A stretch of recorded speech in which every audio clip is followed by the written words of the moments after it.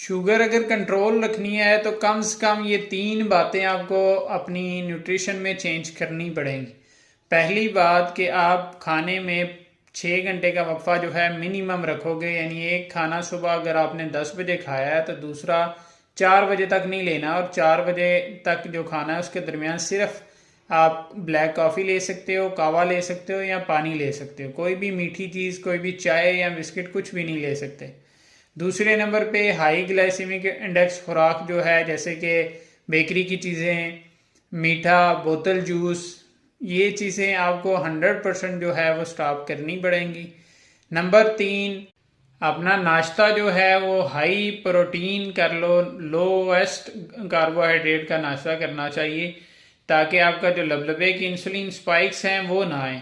अगर मॉर्निंग का आपका नाश्ता ठीक हुआ तो वो पूरे दिन को इम्पेक्ट करेगा और शुगर को कंट्रोल रखेगा।